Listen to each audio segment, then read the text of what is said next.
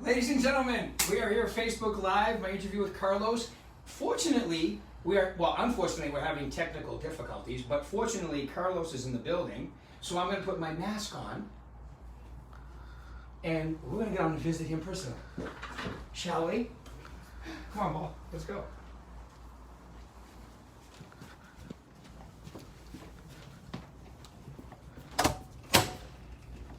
After me.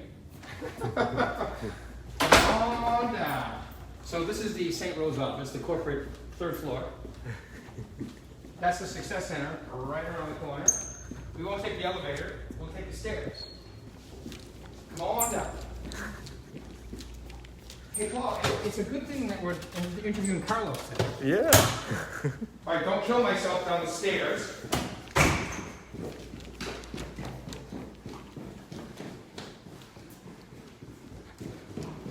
Okay, this is where equity title is located. Right there. See? Oh, isn't that nice? Where they will take a temperature before they do a closing, by the way. So make sure you're not sick.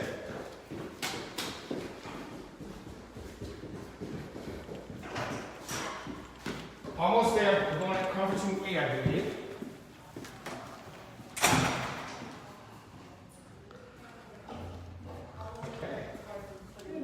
Smile, you're on camera. There he is. Hi. What's happening? How we doing, buddy? Good morning, good morning, Good morning, Paul. What's up, everybody? How we doing today? I feel like I'm on a TV show here, Rick's I'll sit back TV here. show. Is this good or you want me over here? That's Oh, good? that's Okay. good. All right, so I'm going to take my mask off, right? Yeah, we're socially We'll distanced, stay right? the same way. All right. All right. All right, so that was fun. It's a good thing we're in the same building, right? Right, makes it a lot easier that way. This would have been really tough if we had to get on. Anyway, you get the point. All right, so here we are, Facebook Live, interviewing Carlos Caipa Good from morning. the St. Rose office. Hello, hello. Pan through there, show them that night. Oh, we just walked through there, though. Yes.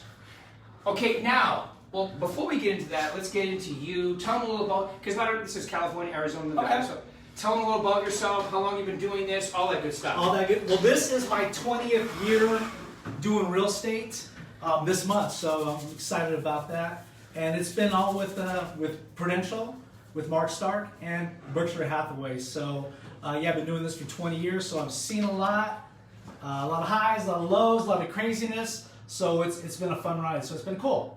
Right. Awesome. And not only are you the sales manager here, but you also do a few deals every year, too, don't you? I do. I still have my past clients that I work with.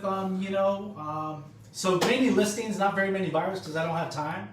But just on the listing side. So, Yeah, I saw one of your new listings recently. Yeah, so I tried. Did you already sell? One of them, yeah, we're going on a contract to Dare tomorrow. So. Okay, good. Yeah, so I try to keep my my nose on what's going on and my pulse on the market, so that way I can talk to my clients or my agents, which I treat as my clients, and let them know what's going on in the market because that's very important. Yeah, and I would say you're very good at that. The agents here love you. We love you, obviously. And not only that, We love you too. love you, man. I know, don't start crying. So, but what I thought we would focus on today is this office always finishes #1 of all our offices, right? You and Arliss run the show here. Right. Or as Arliss and Carlos, and as they let me refer to them as Carlos. Carlos, yes. You don't want to see that picture, No, it's not a pretty but picture. it sounds really funny when you mix it together. Yes. Okay, so that's #1. Now, in every year, this office, it's one of the highest PPPs, all right, around. It also finishes #1 in the Mark Stark group. We have 30-something offices now. So my first question is, why do you think that is? Well, I think Arliss and I, we do a really good job with being proactive with our agents out there. You know, we really try to stay in touch with them as much as possible and get ideas from them and pass it on to our other agents as well and give them ideas on what they're doing in their business that may help them out. But I think it's just being in touch with our agents and talking with them and knowing what's going on. Right. Staying in touch with them. Also, I would have to say that this has a very unique blend of people in here. Would you agree? 100%. Like from A to Z, from all A to over Z. the world here, I mean, all over the country, and also that's a huge part of it too. Plus, Absolutely. in Vegas, unlike California, you have to sell more homes here to make the same kind of money. Absolutely. You know, well, we had a great win today, so our average sale price today went up to 419,000 for our office. Well, that's the first time it's been over 400 in what? 10 years? 10 years at least. So that was one of the goals that I gave our agents during our sales meeting, is to increase our average sale price. And we were hovering about 379, 380, and they did it. So we're up to 419,000 right now. Galvar's average sale price is 358,000. So just roughly over $50,000 more what we're doing here. Yep, that's awesome. And the brand definitely helps with that too. Absolutely. Berkshire Hathaway, because we've dominated the upper end, and that's just a few of our agents that really do that. Okay, so that's awesome. So just so you guys get an idea, Delinda Crampton's in this office, Dan Mum's in this office, Alberto Saab's in this office. I mean, there's a lot of, and those are just the ones that I've interviewed recently on on this Facebook Live. But so it's a unique blend of office. Plus, as Carlos was saying, you guys are here like all day, every day, and you're really you're coaching them, and you're also helping them get to the next level. Okay, so what do you think? Like some of that, give us some of the traits of an agent who is either a top producer or sells a bunch of homes and takes time off. That's in control of their business. Absolutely. Well, I think you said it right. They have a schedule. So they treat this as a job. They're not an independent contractor. So they treat this as a job and work the hours that they're going to work. Like Delinda Crampton, I love her schedule. She'll take Fridays off, and she'll work through the week. She'll do her 10 hours, 11 hours, 12 hours. But when she has that family time, she takes that time off with her family, which I think is awesome on there. I think your other question was, I can't remember. Some of the traits of some of the traits. Yeah. You know what? So, and I would say, because what I learned from interviewing her is how much energy that woman has. Oh, nonstop. But the other thing I was going to add is Mark instilled this in us, and we pass this along to our agents. It doesn't really matter what the market is doing. It's what you're doing and how hard you're working. And it showed during the pandemic. Right. On there. Agents that kind of sat back and let the pandemic take over, it kind of shows now, unfortunately. But the agents that were out there prospecting and still making their phone calls and door dropping and activities, it's paying off for them. Yeah. Because now they've got business and they're having great years, and it's awesome to see. Yeah. One of the agents asked me yesterday, they go, they said to me, why wouldn't you go door knocking right now? I go, well, because you're in Vegas and it's 150. Yeah, that's what. It's not just a pandemic. Not just that, yeah, exactly. But in Vegas, you actually can go door knocking. You can go door knocking. In Arizona, you can too. In California, you cannot. But you don't want to go. I mean, right now, call. It's 112 out. We have Renisha Jones is out there right now doing some door knocking with some things, and it's kind of more of a mental factor for her to get out of her comfort zone. Stay in there. So I love it that she's doing it. But yeah, you're gonna do much more on the phone than you can right now. 120 degrees out there, where you might have a sunstroke or something. We don't want that to happen. So definitely you can get a lot more momentum on the phone calling on there. So absolutely. Yeah, even the people that door knock, most of the year usually take the end of June, July, and August off, and they get on the phone then, and then they get back. And hopefully, with numbers coming down now, hopefully by the by mid-September, end of September, that door knocking will be. But I like that idea. Don't get out of the habit. Keep doing it, and don't let the market dictate what you're gonna do. You take over that. Yeah, and everybody I know who is door knocking is not getting a bad response. No, absolutely not. Because people are home. They're home right now. Unfortunately, they're home, which is good for us on there, So it's a good time to take advantage of that, and then phone call them as well, because we know they're going to be home and make those calls to them. Okay, cool. Yep, absolutely. Awesome. And then the other thing I want to ask you is I had a manager call me. I don't know if they called you yesterday, but I said call Carlos, because with our new VAC 2.0. Yeah. All right. I mean, the things that you can do with it as an agent to keep in touch with your sphere, to prospect, to build. So let's start with because I know you spent some time with it. Give them a couple tidbits, like the CRM part or whatever you think is important. Well, I'll tell you what we showed them today, and I think a lot of our agents have forgot about this, was Zavvy, that we have this tool to present to sellers, especially in this time right now. It may be a great opportunity for you to get some listings where they're maybe still afraid of having people come through their house, and we have Zavvy that can help them with them and get some offers from these iBuyers where you still represent the seller and you can still get the commission on there as well. But you have that tool. But as Rick was saying, the neighborhood reports are phenomenal with the new VAC 2.0. So thank you, Mark, for spending the money on this during what was going on. But the market reports are amazing. Just the information that are back on that report is great. My clients have messaged me and let me know that they appreciate that, and given them much more detail than the old VAC did as well, and it's friendlier as well. The CRM system, I'll tell you what, I was paying before the top producer. Yeah. You don't have to do that any longer with what we have here. The CRM is over the top with reminders and tasks. The hard part is you just got to keep putting people in there. That's the hard part. You know? Right. Yeah, and to set up, like to set up for the neighborhood reports, it's very quick and easy, isn't it? It takes less than a minute and a half, to be honest with you. It's so simple to do it. And the thing I love about it is the ready promo. When you get a new listing, everything is there at a click of a button for you.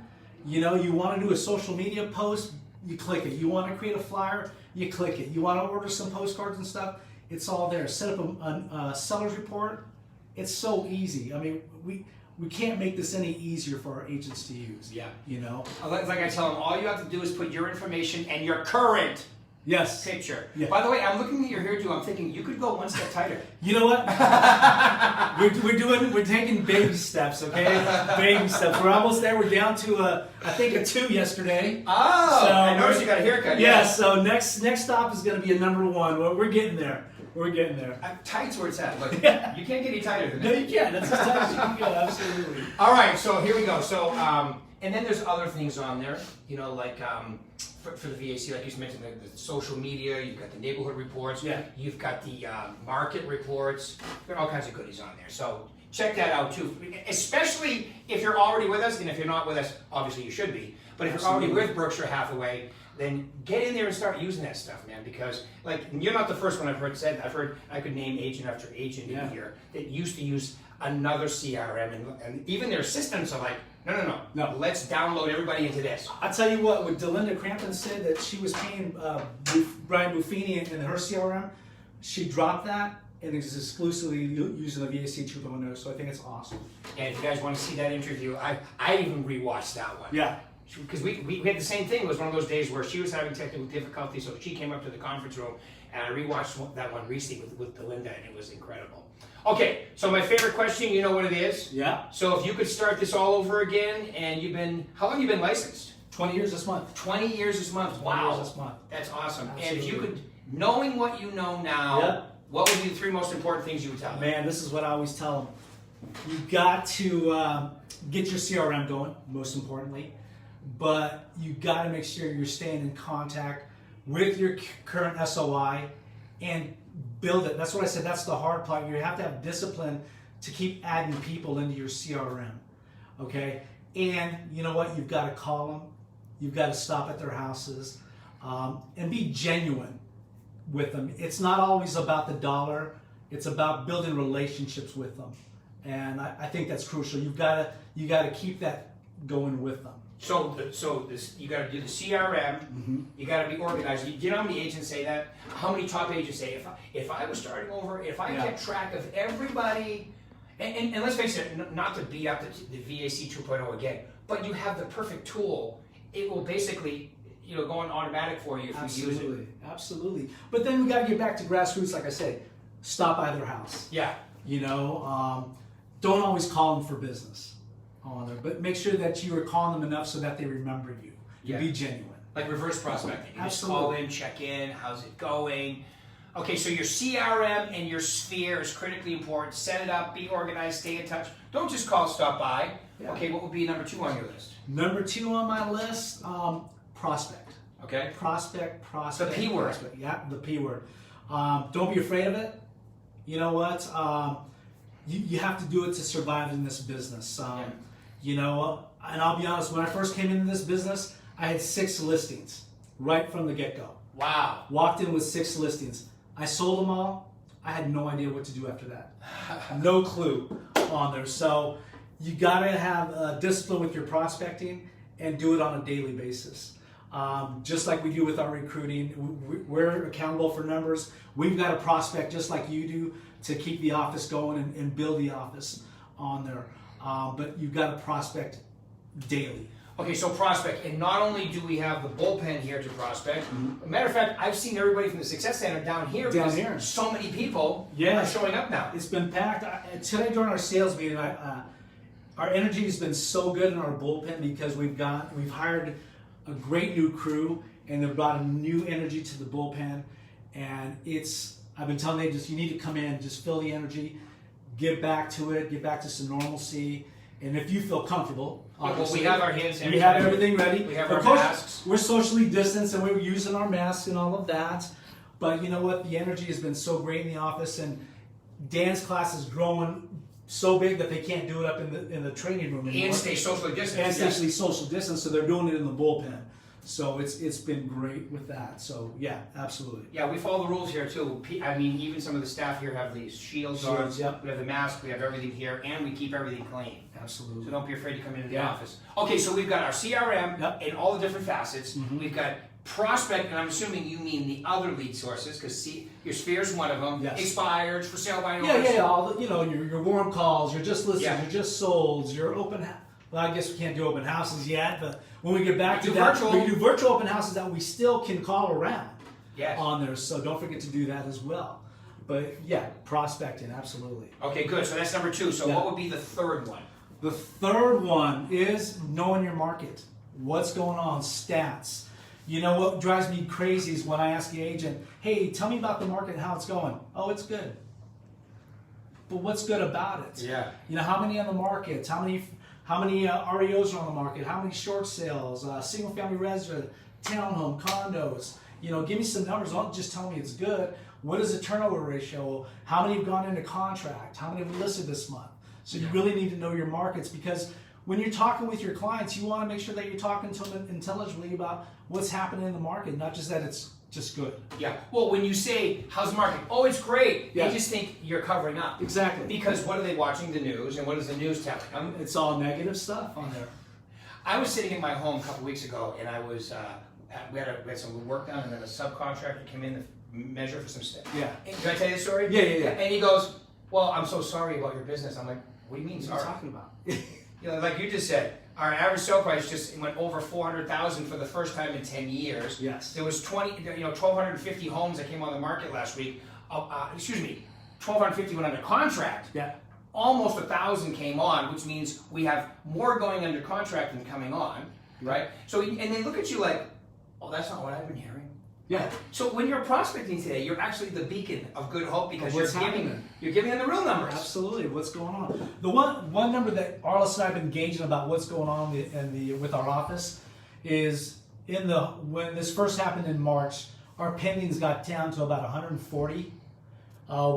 We've gone up to about 313, 320, right about there. More than double. More than double that. Didn't you guys have your best closing month since 2004? Yeah, July. Yeah. July was 2014. 2014. Yeah, 2014. July we just had a great month. Yeah. On there and all across the valley. So. And we had 7 offices of the 33 that had their best month ever since the beginning of time. Yep. All right, cool. All right, awesome. Good stuff, Carlos. And I think that last point of, it starts with the first conversation they have, whether it's a prospect, listing, buyer, or whatever. If they can tell that you are educated and knowledgeable, which equals confidence, like Mike Ferry interview last week, they want to work with you. Absolutely. If they think they know more than you, why would they work with you? Why they want to work with you? You said it right there. Confidence is huge in this business. Yeah. And that's where you just come in with knowing your numbers, knowing the stats, all that stuff. You're gonna walk in with confidence. You're gonna be fine, and having the tools behind you and the support. Absolutely. All right, awesome. This has been great. Carlos, any final words you want to leave these lovely people? You know what? Just keep hustling up there, keep grinding, keep prospecting, and it'll happen for you. Yeah, work. It is a 4-letter word, but I recommend you do it every day. Thanks, guys. Appreciate it. Woo! Talk to you in a week.